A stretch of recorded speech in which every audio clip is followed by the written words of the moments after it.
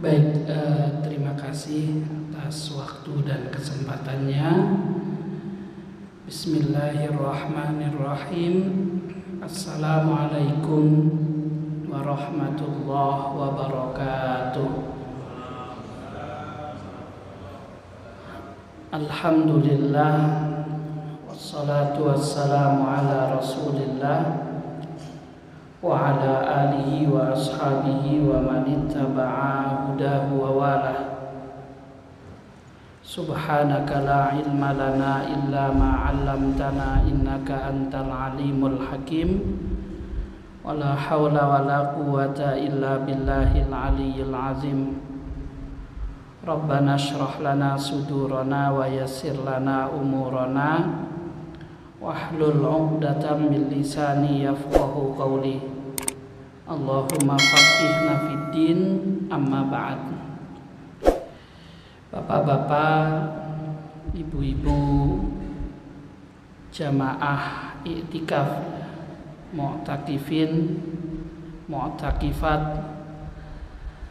Masjid Al-Fajar, rahimani wa rahimakumullah. Mudah-mudahan pertama i'tikaf kita diridhoi dan diterima oleh Allah Subhanahu wa taala.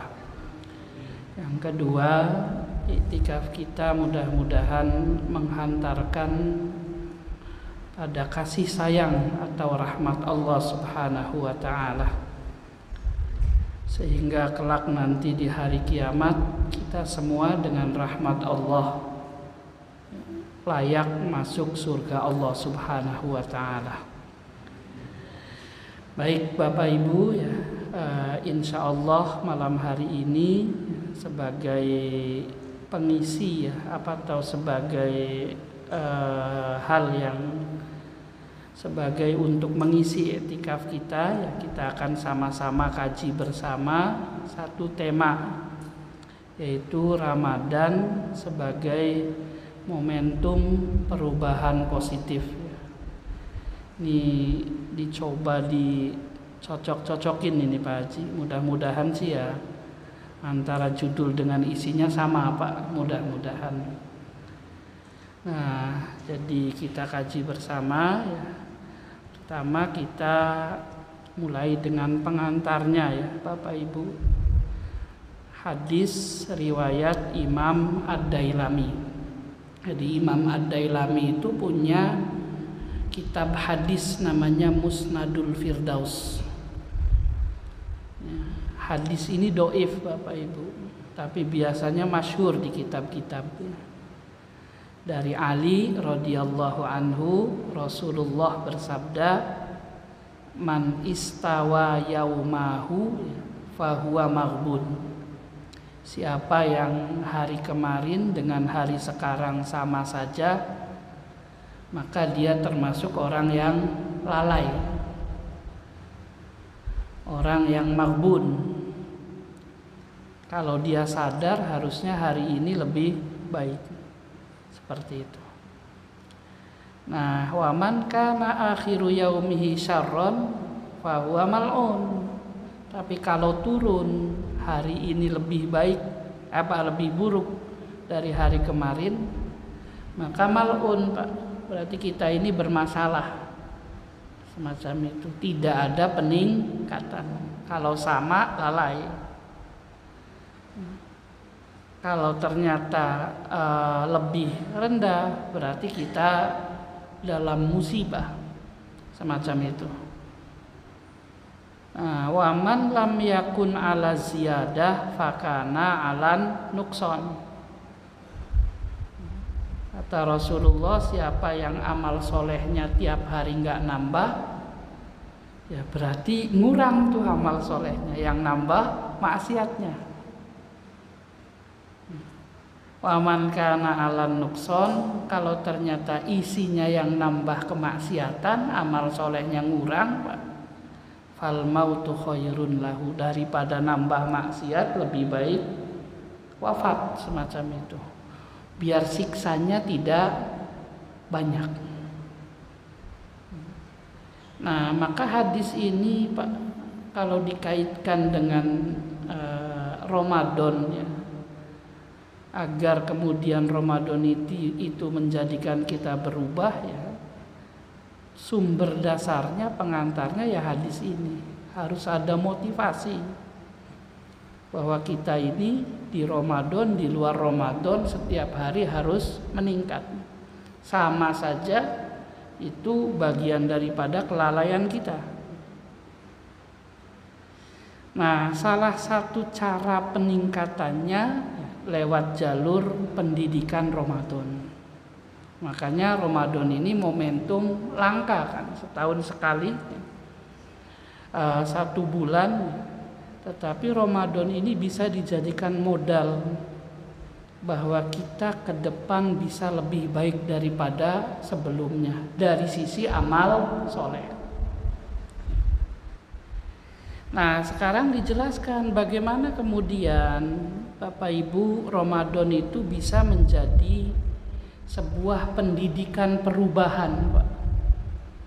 Ya, kalau orang zaman sekarang mengatakan hijrah, ya. Kalau dalam hadis itu al-muhajir man hajaro amma naha anhu asyar'u. Hakikat hijrah itu adalah berubah dari yang tadinya biasa menjadi lebih baik, yang tadinya buruk menjadi baik. Bahasa lain hijrah itu adalah taubat, semacam itu.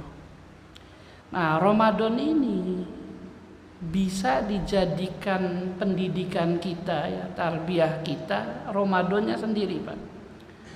Agar kita kemudian setelah Ramadan bisa jauh lebih baik dari sisi amal soleh dan dari sisi meninggalkan kemaksiatan daripada sebelum Ramadan. Pertanyaannya jalurnya lewat mana? Kan semacam itu. Jalur pertama di Ramadan, Pak, lewat jalur sifat sabar yang dididik Ramadan. Nanti ada penjelasannya. Jadi Ramadan itu didik kita sifat sabar. Cuman terkadang para jamaah, ya, kita ini salah memaknai kata sabar, Pak. Ya, ada di antara kita itu, Pak, yang berpikiran bahwa sabar itu pasif, bukan aktif. Sabar itu dicaci maki orang, diam saja, ya, Pak. Terus kemudian nggak punya duit, nggak kerja, diam saja, disangkanya sabar, semacam itu. Ya, padahal sabar itu bukan bahasa Indonesia asalnya, tapi sabar itu bahasa Arab. Kalau kita lihat kitab-kitab kamus bahasa Arab, Pak, maka ngerucut pada satu makna sabar itu. Mau Lisanul Arab, mau Al-Qamus Al-Muhit, ataupun yang lainnya, makna as-sabru secara bahasa itu habsun nafsi, menahan hawa nafsu. Yang dalam surah Yusuf, nafsu itu innan nafsa la ammaratum bisu, ya, Pak. Bahwa nafsu itu selalu mendorong kepada keburukan. Kalau seseorang sanggup melawan hawa nafsunya, maka dia penyabar atau dia memiliki sifat sabar. Nah, nafsu ini nyerangnya di 3 hal para jamaah. 1, nyerang enggan taat, Pak. Bapak Ibu. Yang kedua, tafadhol. Yang kedua, nyerang nyaman bermaksiat. Yang ketiga, nafsu itu mendorong agar tidak menerima takdir. Makanya kemudian hakikat kesabaran itu adalah secara syariah perlawanan terhadap hawa nafsu dalam menjalankan ketaatan, dalam meninggalkan kemaksiatan, dan yang terakhir ketika ditimpa musibah. Dan ini enggak pasif tapi aktif, 3-tiganya. Nah, yang membedakan makna bahasa dengan makna syariah itu, kalau makna bahasa itu dikembalikan ke bahasa Arab, Bapak Ibu. Lihat di kamus bahasa Arab, apa itu sabar? Oh, ternyata habsun nafsi. Tapi kalau kemudian dimaknai syariah ya harus ada sumber. Kok bisa makna syariahnya semacam ini? Nah, apa sumbernya? Hadis riwayat Imam Ibnu Abid Dunya dalam Musnad Ibnu Abid Dunya dari Ali bin Abi Thalib radhiyallahu an. Rasul bersabda, as-sabru salasah. Sabar itu atau melawan hawa nafsu itu ada 3. Yang pertama dalam menghindari kemaksiatan. Yang kedua dalam menjalankan ketaatan. Dan yang ketiga ketika ditimpa musibah. Ya diputar-putarlah semacam itu. Ketaatan, meninggalkan kemaksiatan, terus musibah. Kalau ayat Qur'annya ada di surah Al-Insan tuh Bapak Ibu ya. Ada ayat fasbir li hukmi rabbik wala tuti minhum asiman au kafuro. Kamu sabarlah, lawanlah hawa nafsumu. Dalam apa? Dalam menjalankan hukum Tuhanmu. Nah, di tafsir hukum Allah itu 2. Ada hukum syar'i, isinya aturan, ya, kalau dilanggar maksiat, kalau dijalankan taat, semacam itu. Berarti sabarnya dalam ketaatan menjalankan hukum tersebut dan dalam perlawanan agar tidak melanggar, agar tidak jatuh ke dalam kemaksiatan. Yang kedua, hukum Allah itu maknanya ketentuan, Pak, qadar. Sehingga kemudian sabar itu adalah menerima semua yang terjadi bagian daripada ketentuan Allah Subhanahu wa taala. Macam itu. Nah, lalu para jamaah ini beberapa penjelasan ya. Nih, jadi ada kitab namanya Mukhtasar Minhajul Qasidin, karyanya Imam Ibnu Qudamah. Di Mukhtasar Minhajul Qasidin itu dijelaskan sabar dalam ketaatan itu seseorang sanggup melawan hawa nafsunya ya Pak, agar bisa terus-menerus menjalankan ketaatan dengan kualitasnya. Sedangkan dalam hidup itu ya, ada nafsu yang mendorong kita bosan dalam taat itu. Ada nafsu yang mendorong kita malas Pak kalau dalam ketaatan. Ada nafsu yang mendorong kita kemudian untuk sibuk dengan urusan-urusan yang sifatnya kemudian duniawiyah, lalu kemudian tidak bisa diatur waktunya sehingga lupa taat. Nah, hal-hal ini yang menyebabkan orang biasanya kemudian kalah para jamaah rahimani wa rahimakumullah. Sehingga di awal semangat, kemudian lama-kelamaan hilang tuh semangatnya.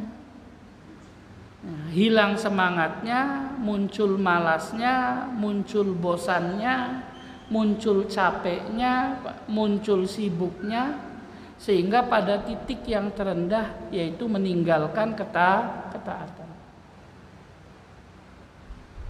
Nah, sabar itu dilawan itu semuanya. Kalau dalam Mukhtasar Minhajul Qasidin itu. Sehingga sampai wafat itu kemudian para jamaah kita ini bisa melaksanakan ketaatan tersebut. Sebab yang susah itu bukan beramal soleh Pak. Yang susah itu mempertahankan amal soleh dengan kualitasnya.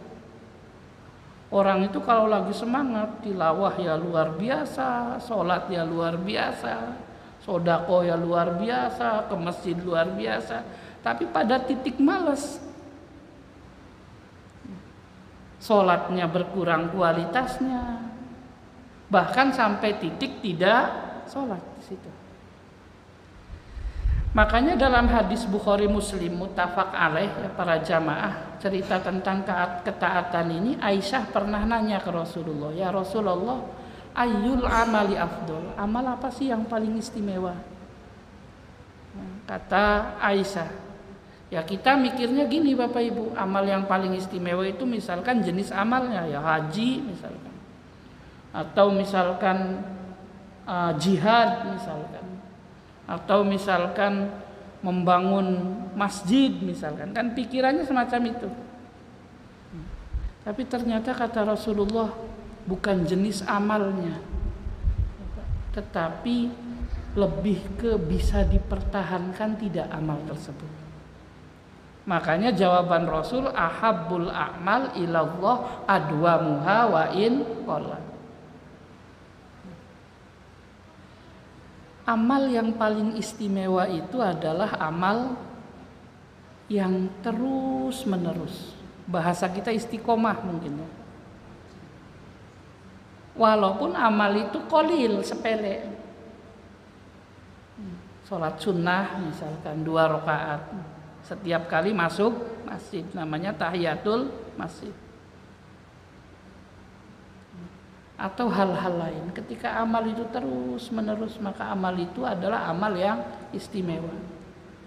Karena biasanya sifatnya amal itu hanya kuat di amal awal, Pak. Awal istimewa, lama-kelamaan menurun tuh. Bisa menurun kualitasnya, bisa menghilang amal solehnya. Nah di situ. Maka sabar dalam ketaatan itu dilawan nafsunya agar amal itu tetap bisa jalan. Nah, puasa ngajarin itu para jamaah. Intensitas puasa ini kan aslinya harusnya semakin hari semakin naik. Realitasnya semakin hari semakin turun, biasanya gitu Pak. Kenapa semakin hari semakin naik Pak? Karena puasa itu semakin kesana, keistimewaannya semakin nambah. Menjelang 10 terakhir itu kan belakangan. Di situ Rasul itu ibadahnya nambah. Iktikaf 10 hari. Menghidupkan malam-malam di 10 malam terakhir. Mencari Lailatul Qadar. Nah, Ramadan ini juga melakukan amal-amal para jamaah, dimotivasi sama Allah dengan berlipat-lipatnya pahala. Melakukan amal-amal yang di luar Ramadan nggak ada. Biasanya orang habis sholat jamaah Isya pulang tuh. Sholat sunnah paling rawatib ba'diyah, habis itu pulang. Tapi di Ramadan ada tarawih. Di Ramadan ada tilawah di malam hari, dan Rasul pun tilawah bersama malaikat Jibril itu dalam Sahih Bukhari. Di Ramadan dipaksa bangun malam untuk sahur dan macam-macamnya. Sehingga Ramadan ini melatih nafsu kita agar taat para jamaah. Dalam hadis riwayat Imam Ibnu Majah dari Abu Hurairah radhiyallahu an, Rasulullah sallallahu alaihi wasallam memberikan motivasi, Pak. Ini hadisnya sahih ini. Idza kanat awwalu lailatin min Ramadan sufidat asyayatin. Kalau hari pertama masuk bulan Ramadan, itu setan-setan diikat para jamaah. Tidak hanya setan, marodatul jin, jin-jin yang durhaka, jin-jin kafir yang suka nggodain, itu juga diikat sama Allah Subhanahu wa taala. Wa ghulliqat abwabun nar, pintu-pintu api neraka ditutup. Ini kalau dijelaskan cuman agak panjang nanti ya Pak. Jadi ini bahasa majaz yang intinya sederhana. Majaznya namanya i'tibaru ma sayakun. Intinya bahwa ketika neraka ditutup, setan dibelenggu, pintu surga dibuka, itu artinya jalan amal soleh banyak, pintu taubat dibuka, macam itu. Semangat beribadah dimunculkan. Maka ketika semangat ibadah dimunculkan lewat jalur setan-setan yang diikat, ya, pintu taubat dibuka lewat jalur neraka ditutup, potensi amal soleh membesar lewat pintu surga dibuka. Allah panggil-panggil tuh di bulan Ramadan, kata Rasulullah, ya baghiyal khairi aqbil, wahai para pencari kebaikan di bulan Ramadan, kemarilah, sambutlah, semangatlah. Wa ya baghiyas syarri aqsir, yang biasa maksiat berhentilah karena pintu neraka lagi ditutup, taubatlah. Walillahi utaqa minan nar, tiap malam Allah subhanahu wa ta'ala membebaskan hamba-hambanya dari siksa api neraka. Ini motivasi Rasulullah. Ujungnya apa? Sederhana, hadis ini ngasih tahu kita ngelatih beramal soleh sebulan.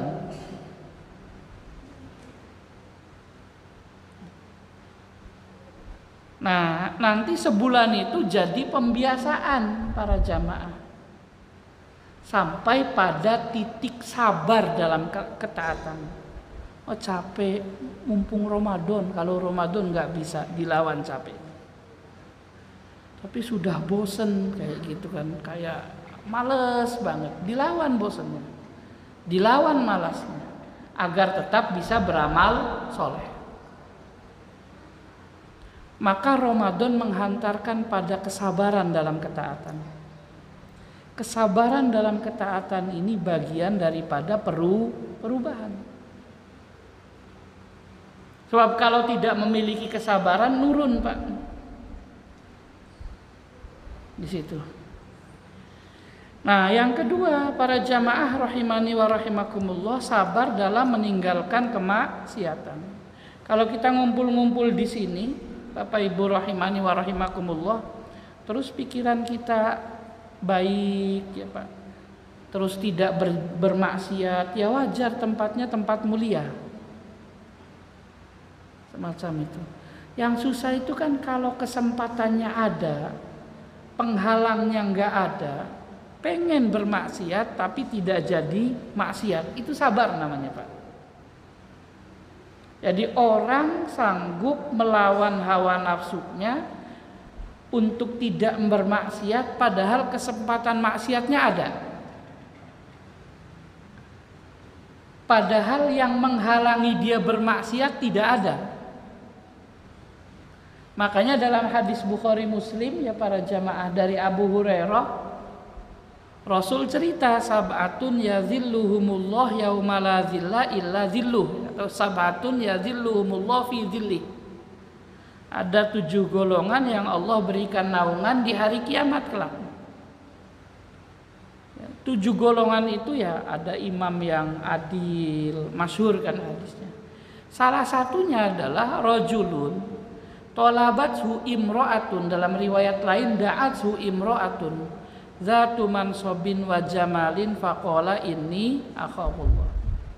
Ada perempuan Pak, laki-lakinya normal, cantik,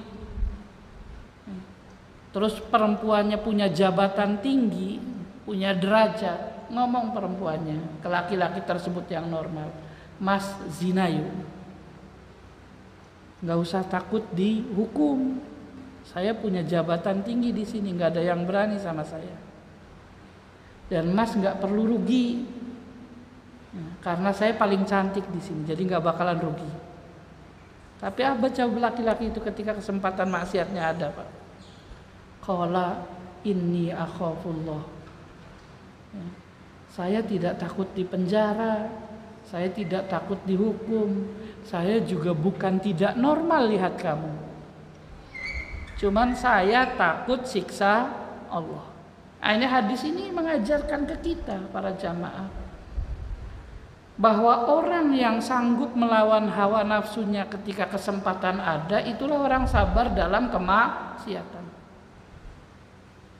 Nah, kesabaran dalam meninggalkan kemaksiatan itu juga bagian daripada perubahan. Karena berubah itu ketika berkurangnya kemaksiatan. Di situ para jamaah. Nah, yang terakhir tidak kalah penting sabar dalam puasa ya, di ini dulu. Puasa itu ada hadis Bukhari Muslim dari Abu Hurairah. Kalau siang-siang ada yang ngajak berantem, Rasul ngajarin jangan diladenin, katakan lagi puasa. Kalau ada yang ngajak gunjing, ya Pak, jangan diladenin, katakan lagi puasa. Pas lagi sendirian, Pak, tiba-tiba pengen maksiat, dia lawan tuh nafsunya. Saya sudah ninggalin makanan, saya sudah ninggalin minuman, masa saya terbawa hawa nafsu? Sia-sia dong saya puasanya, cuman dapat lapar dan dahaga. Itu Ramadan didik itu. Didik kita tidak bermaksiat dikala kesempatannya ada, karena ngerasa lagi puasa. Maka Ramadan bagian daripada pendidikan perubahan. Yang ketiga para jamaah rahimani wa rahimakumullah, tidak kalah penting sabar dalam menghadapi musibah. Ramadan pun ngajarin itu, Pak. Di antara musibah di sini Allah mengatakan al-ju'. Ju' itu adalah lapar, Pak. Haus, jadi lapar, haus itu musibah. Tapi orang puasa Ramadan itu walaupun lapar, walaupun haus, dia tidak ngerutu. Kenapa orang lapar dan haus di bulan Ramadan nggak ngerutu, Pak? Alasannya sederhana, lagi nyari pahala. Itu yang hilang ketika orang dapat musibah. Ketika orang dapat musibah, ya Allah saya ridho karena di balik musibah ini ada pahala yang banyak. Maka dia menikmati musibahnya. Itu sabar. Yang kedua, kenapa orang lapar di siang hari bulan Ramadan, haus, nyaman-nyaman saja para jamaah? Alasannya sederhana. Nanti juga kalau maghrib datang, laparnya hilang, hausnya hilang, dan makannya jadi enak. Itu yang hilang di orang yang kena musibah. Keyakinan bahwa musibah itu akan selesai. Dan ketika musibah itu selesai, nikmatnya lebih. Sehingga proses musibah itu dinikmati, Pak. Itu sabar.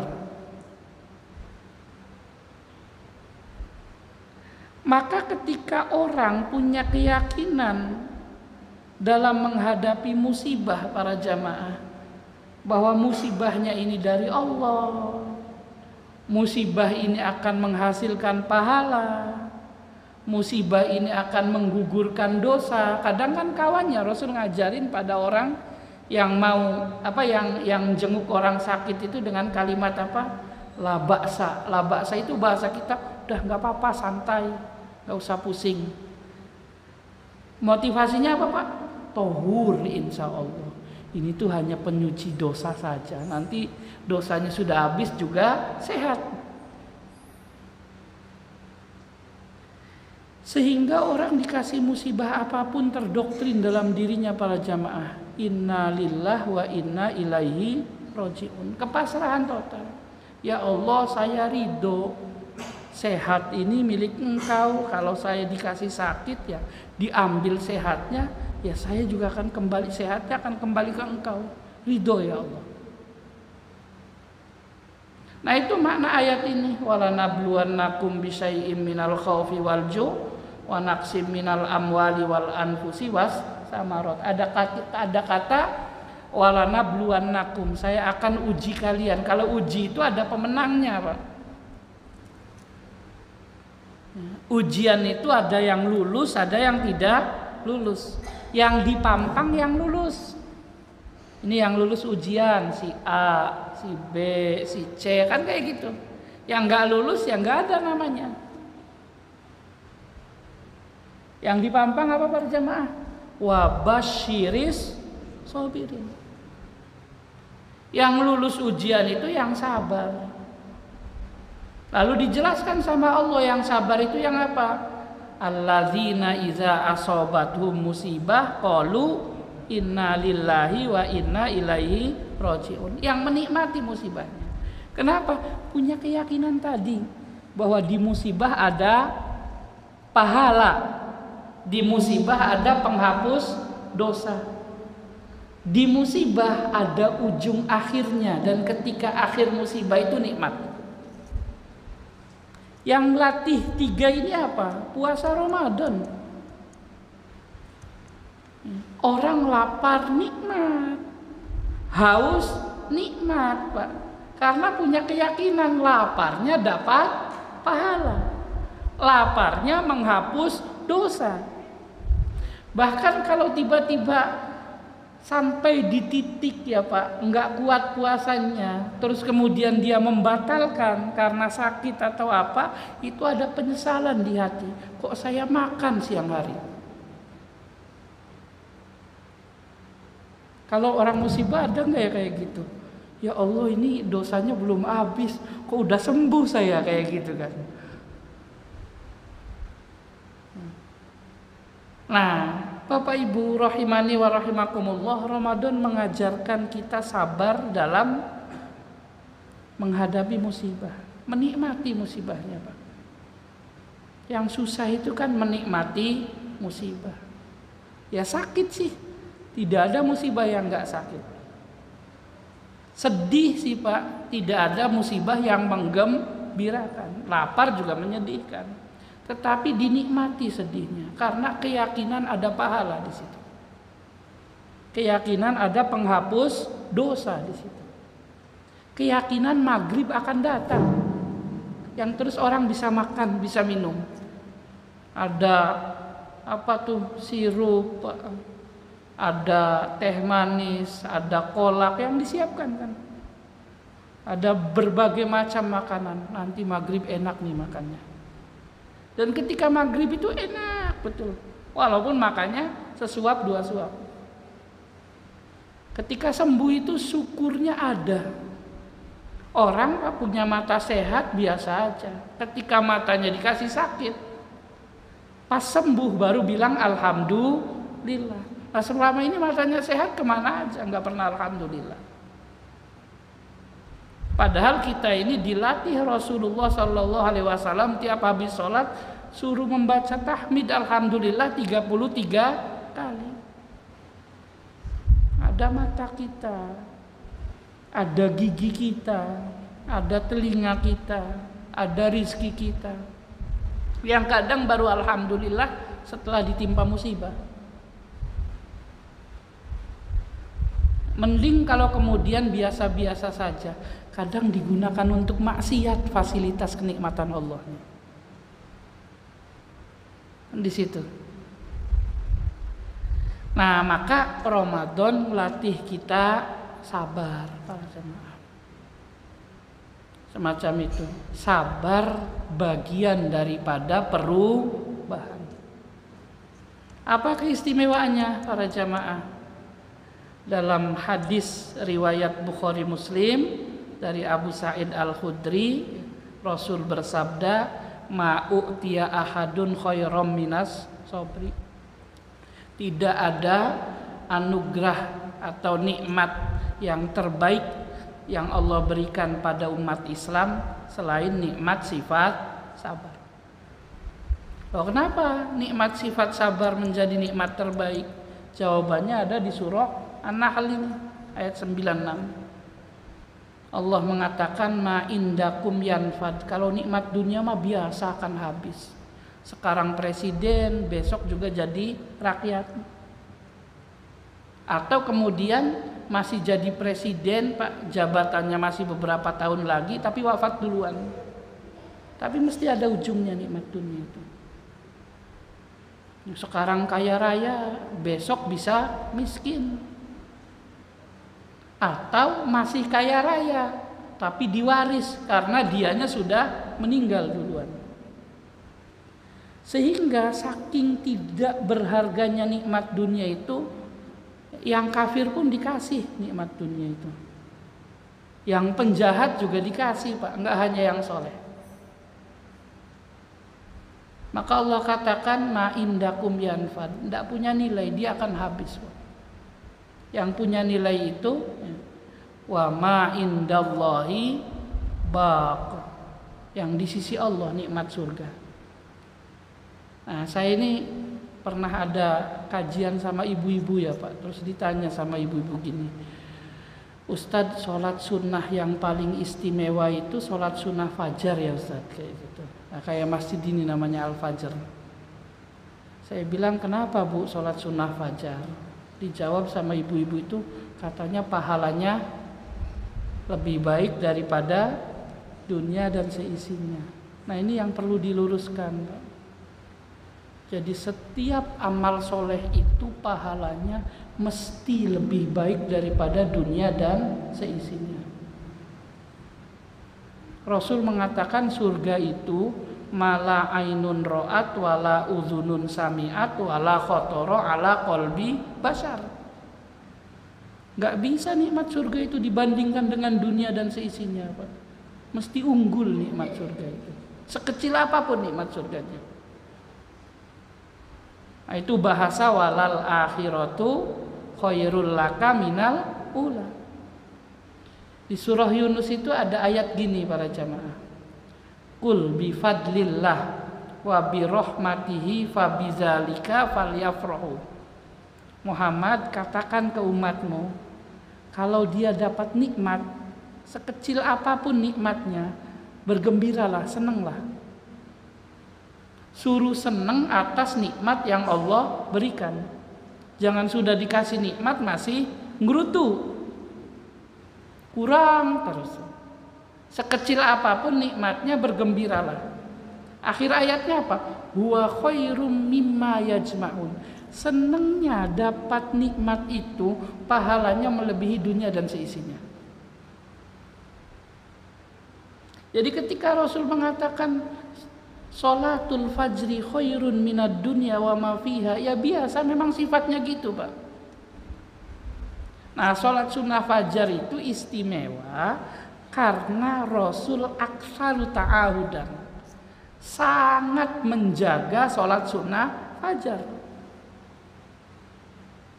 Bukan di sisi pahala lebih baik daripada dunia dan seisinya. Seluruh pahala akhirat lebih baik daripada dunia dan seisinya. Karena apa? Dunia dan seisinya itu tidak punya nilai. Kalau dalam ayat Al-Qur'an itu kan ada ayat gini. Wattaku Wattaku yaumal la tajzi nafsun an nafsin syai'a wala yuqbalu minha syafa'atun wala yukhadu minha adl. Kalau ada orang punya harta isinya dunia dan seisinya, bisa enggak untuk kemudian jadi tebusan agar masuk surga? Enggak, kata Allah. Saking tidak bernilainya dunia. Berarti nikmat dunia minggir tuh, Pak. Yang sisa nikmat akhirat, orang-orang pilihan yang dapat. Akhir ayatnya Allah mengatakan apa? Wala najziyannal ladzina sabaru ajrohum bi ahsani ma kanu ya'malun. Sifat sabar itu akan menghantarkan pahala Allah. Kata Allah, saya akan balas orang-orang yang memiliki sifat sabar, ajrohum, pahala mereka, bi ahsan, dengan pahala yang paling terbaik. Bi ahsanima, dengan pahala yang paling terbaik, kanu ya'malun, dari seluruh amal soleh yang pernah mereka lakukan di dunia. Maka Rasul wajar mengatakan nikmat terbaik adalah nikmat sifat sabar. Nah, sifat sabar ini sanggup istiqomah beramal soleh, sanggup tidak bermaksiat walaupun kesempatannya besar, dan sanggup menikmati musibah karena punya keyakinan bahwa di musibah ada pahala. Nah, ini butuh perlawanan, Pak, butuh aktif, tidak bisa diam. Nah, ngelawan hawa nafsunya lewat jalur puasa. Maka puasa kalau sukses akan menghantarkan pada la'allakum tattaqun. Takwa itu akarnya apa? Sabar. Cuman ada problem biasanya para jamaah. Problemnya di mana? Di ilmu. Ketika sabarnya muncul, takwanya menguat, ya Pak, ilmunya kurang, maka kebodohannya yang akan menghantarkan pada maksiat. Kalau bahasa sederhananya, amal dulu baru ilmu, para jamaah. Ya, saya kasih contoh misalnya sedikit ya. Rasul cerita, ya Pak, ada umatnya yang 70 tahun sholatnya tidak sah, Pak. 70 tahun, 60 tahun. Hadisnya sahih. Bukan tidak diterima, tapi tidak sah. 60 tahun. Apa problemnya? Amal dulu, baru ilmu. Semangat sholatnya tinggi para jamaah. Semangat berjamaah di masjidnya tinggi, Pak. Tapi mau belajar sholatnya gengsi.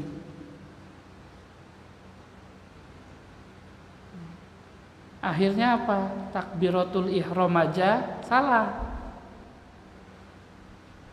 Padahal takbiratul ihram itu kata Rasul wa tahrimuha at-takbir. Pembuka sholat itu adalah Allahu Akbar.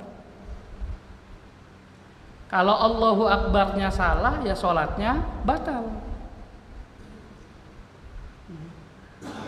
Bahkan ada yang tidak ngucap tuh Bapak Ibu. Jadi sholat cuman gini doang. Mulutnya diam. Tapi semangat sholatnya tinggi, Pak. Padahal dalam sholat itu ada rukun fi'li, rukun perbuatan, berarti harus berbuat, bergerak, ruku, berdiri, sujud, itu kan rukun perbuatan. Ada rukun qauli, Pak, yang harus terucap, terdengar suara. Di antaranya takbiratul ihram. Maka ya susah menghasilkan pahala sholatnya. Sebab tidak standar sah. Problemnya apa? Amal dulu, ilmu belakangan. Nah, ada lagi kasusnya gini, Bapak Ibu, rahimani wa rahimakumullah. Lamnya diganti wawu, Pak. Nah, kalau kita belajar tahsin Quran itu kan lam itu makhrajnya adalah ujung lidah di langit-langit atas, Pak, di atas gusi dikit. Al. Kan gitu, nempel tuh. Cuman ada yang tafkhim kalau lafzul jalalah, ada yang tarkik. Billah tipis. Billah. Ada yang tebel tuh. Allah, tapi nempel. Kalau diganti wawu, Allah, enggak nempel. Enggak belajar, enggak nyadar di situ salah. Semacam itu. Maka pembenahan sholat itu ya sambil jalan, sambil semangat ke masjid, sambil semangat sholat berjamaah, dibenahi, Pak. Karena akan sia-sia nanti. Kalau pondasi dasarnya rapuh, terus atasnya bagus, jamaahnya bagus, ke masjidnya bagus, awal waktunya bagus, tapi sholatnya salah. Nah, di situ. Ini bukan ini ya. Makanya Rasul mengatakan dalam hadis sahih itu, man yuridillah bihi khairan yufaqihu fiddin. Kalau Allah kehendaki orang itu soleh, beramal baik, maka langkah awalnya Allah landasi amalnya dengan ilmu. Itu syarat wajib.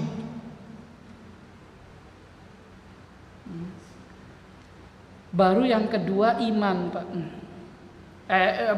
Yang kedua maksudnya yang sejajar iman, penyemangatnya. Makanya yang diangkat derajatnya itu apa? Yarfa'illahu allazina amanu minkum wallazina utul ilma darajat. Iman dan ilmu itu harus berdampingan terus. Sebab kalau ilmunya ada, imannya turun, nanti ilmunya jadi musibah tuh, Pak. Hukum yang tadinya haram jadi halal gara-gara imannya tipis. Tapi kalau imannya yang kuat, ilmunya yang enggak ada, ya salah nantinya. Ngerasanya soleh dengan salah itu beda tipis kok. Seperti itu. Problemnya amal dulu, ilmu belakangan. Di situ. Nah, ini satu jalur. Udah kelamaan belum? Cukup kali ya? Cukup Ustaz. Cukup. Ya udah baik, monggo silakan. Wallahu a'lam. Baik. Jazakallahu Ustaz atas paparannya, materi yang disampaikan pada malam hari ini. Jadi saya coba membuat intisari dari apa yang sudah tersampaikan, itu terkait dengan judul Ramadan sebagai momentum perubahan positif adalah tentang sabar. Jadi sabar itu menahan hawa nafsu. Ada tiga poin yang disajikan dalam judul ini. Yang pertama, sabar itu menjalankan ketaatan. Terus tidak bermaksiat, dan ketiga adalah menerima takdir dari Allah Subhanahu wa taala. Itu yang dinamakan dengan sabar. Mungkin dari Bapak atau Ibu ada yang ingin ditanyakan terkait materi yang sudah disampaikan oleh Ustaz Agus? Pak Farid, ada pertanyaan? Bapak-bapak yang ada pertanyaan? Kalau ada pertanyaan, saya ada pertanyaan. Bapak ada yang bertanya? Saya mau tanya, Ustaz. Itu terkait dengan puasa ya. Puasa tadi kan banyak orang yang mendapatkan puasa itu hanya mendapat lapar dan haus. Jadi tidak kualitasnya tidak bagus lah. Pada saat kita menjalankan ibadah puasa itu, insya Allah kita bisa tahan semuanya itu yang berusaha gitu. Nah, tapi masalahnya setelah kita berbuka, itu kan semua dihalalkan semua.